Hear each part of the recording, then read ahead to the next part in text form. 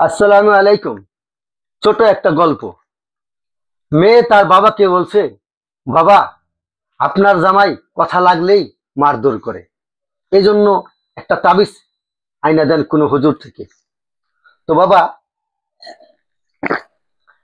বাইরে গিয়ে একটি আগাছার টুকরো আইনা মেয়েকে দিল, আর বলল, এটা তোমার দাঁতের নিচে রাখবা 1 সপ্তাহ। এপাশ থেকে এপাশ করবা না, নিচে ফালাবা না, শুধু ভাত খাওয়ার টাইমে এটাকে নিচে রাখবা।